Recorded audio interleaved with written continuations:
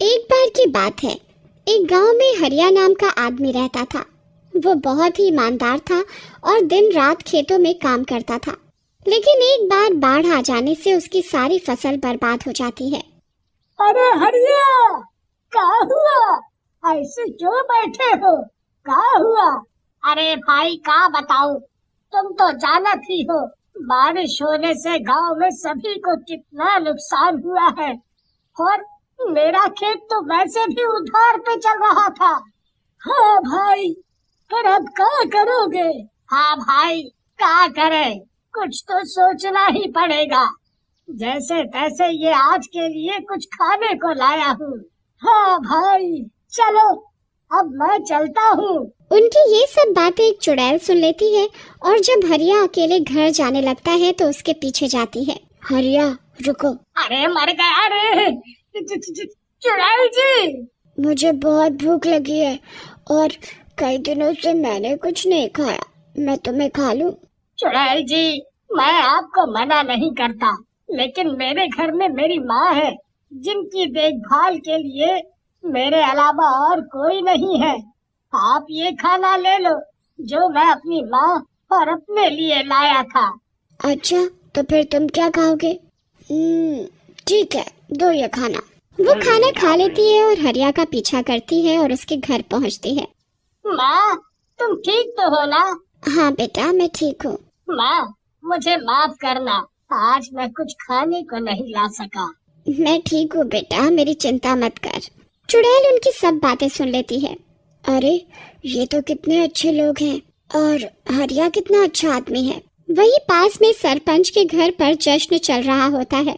ये सरपंच भी कितना बुरा आदमी है, इसे ये तक नहीं पता कि इसके गांव में ये परिवार भूखे पेट सो रहा है। फिर चुड़ैल जादू से हरिया के घर के बाहर खाना रख देती है।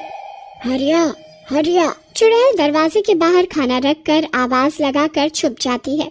हरिया बाहर आता है। कौन है? अरे ये खाना कौन रख गया? लगता है सरपंच जी ने रखवाया है हमारे लिए। अच्छा है, माँ को खिलाकर दवाई दे पाऊंगा अब। हरिया खुश हो जाता है और घर में चला जाता है और दोनों पेट भर कर खाना खा लेते हैं। माँ, आज तो खाने का इंतजाम हो गया, लेकिन कुछ करना पड़ेगा। रोज तो ये दावत नहीं होने वाली, क्यों ना मैं मिठाई का काम शुरू करूं? चुड़ैल खिड़की से उनकी बातें सुन रही होती है।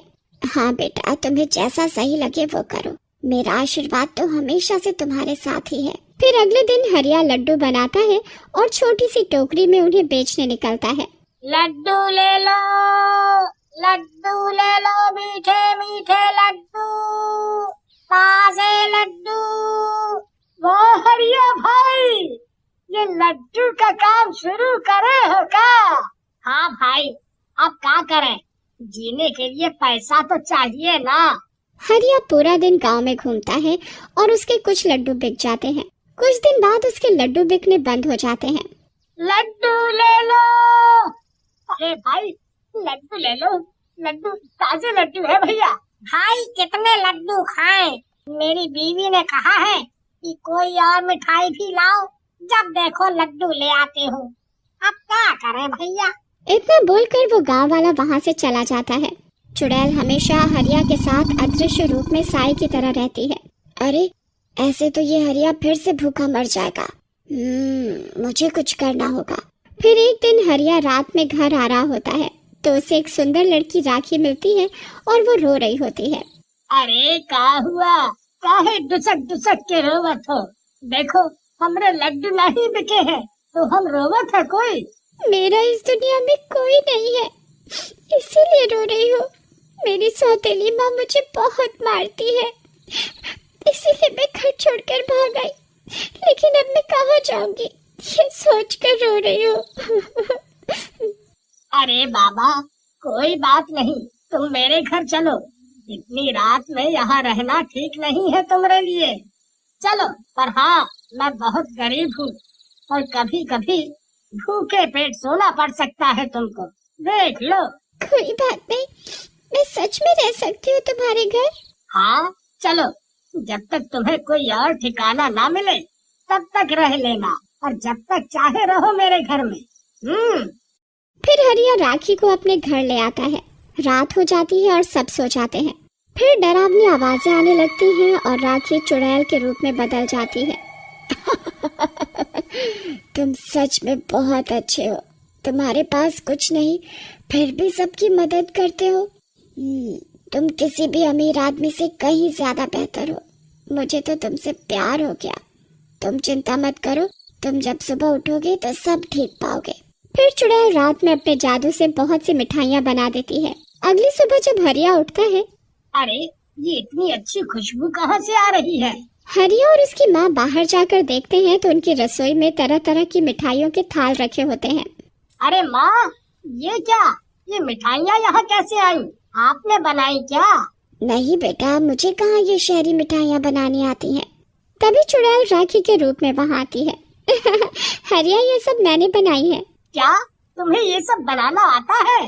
हाँ, यही नहीं, मुझे बहुत कुछ बनाना आता है। अरे वाह! अब तुम जाओ और इन्हें बेच कर आओ। हरिया बहुत खुश हो जाता है और एक ठेले पर सब थाल रख लेता है और गांव में घूम घूम कर पूरे गांव में मिठाइयाँ बेचने लगता है।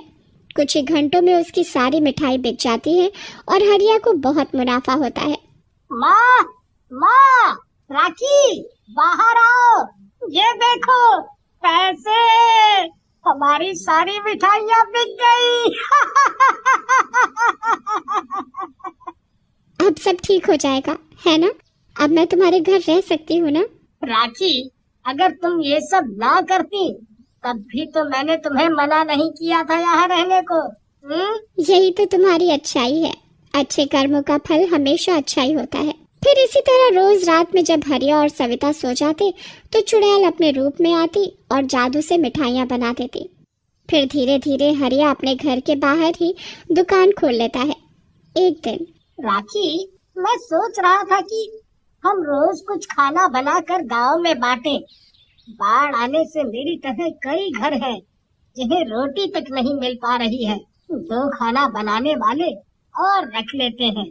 हाँ, ये तुमने बहुत अच्छा सोचा। फिर हरिया पूरे गांव में खाने की सुविधा शुरू कर देता है, जिससे सारा गांव हरिया को प्यार करने लगता है।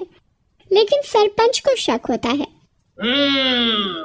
आजकल सब गांव वाले मुझे छोड़कर इसी हरिया के गुणगान करते हैं, लेकिन ये किसान था, इसे मिठाइयाँ कब से बनानी आ गई?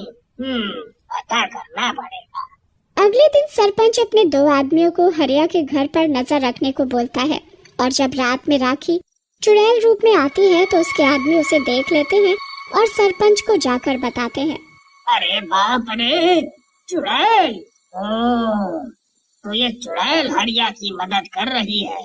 सरपंच अगले दिन एक तांत्रिक को लेकर हरिया के घर जाता है। चुड़ैल, बाहर निकल! शोर सुनकर सब गांव वाले भी जमा हो जाते हैं। अरे सरपंच जी, क्या हुआ? हरिया, ज्यादा अच्छा बनने का नाटक खत्म कर। ये लड़की चुड़ैल है और तू इसी की वजह से पैसे वाला हुआ है। चुड़ैल, अब तेरा खेल खत्म। चुड़ैल को गुस्सा आ जाता है और वो अपने असली रूप में आ जाती है, जिसे देखकर सब गांव वालों की आंखें फटी की फटी रह जाती हैं। अरे राखी, ये क्या? तुम चुड़ैल हो? हाँ, मैं वही चुड़ैल हूँ जिसे तुमने पहली बार अपना खाना खिलाया था। तुम्हारी अच्छाई देखकर मुझे तुमसे प्यार हो गया और मैंने तभी सोच लिया था कि मैं हमेशा तुम्हारे साथ ही रहूंगी और तुम्हारी मदद करूंगी। लेकिन तुम इतने अच्छे हो कि पैसे आने के बाद भी अपने गरीब गांव वालों को नहीं भूले। बस तेरा खेल खत्म। चुड़ैल, मैं तुझे भस्म कर दूंगा। लेकिन सब गांव वाले आ जाते हैं और बाबा को पकड़ लेते हैं। अरे ये जैसी भी हो, पर इसने हम गरीबों को 2 वक्त का खाना दिया है। ये चुड़ैल है, लेकिन राक्षस तो ये सरपंच है बाबा। हाँ, सही कहा भाई। ये सरपंच तो अपने में ही खुश था। इसने कभी हम गांव वालों को नहीं पूछा। हम इस चुड़ैल राखी को और हरिया को किसी को छूने नहीं देंगे। हाँ, सब तांत्रिक और सरपंच को पकड़ लेते हैं। हाँ, सही कहा भाई। ये सरपंच तो अपने में ही खुश था। इसने कभी हम गरीब गांव वालों को नहीं पूछा। हम इस चुड़ैल राखी को और हरिया को किसी को छूने भी नहीं देंगे। अरे मुझे छोड़ दो, मुझे सच का पता नहीं था। हरिया, तुम इस चुड़ैल से शादी कर लो, जिससे इसे चुड़ैल की योनि से मुक्ति मिल जाएगी। फिर सरपंच को भी अपनी गलती का एहसास होता है और सब मिलकर हरिया और राखी की शादी करा देते हैं।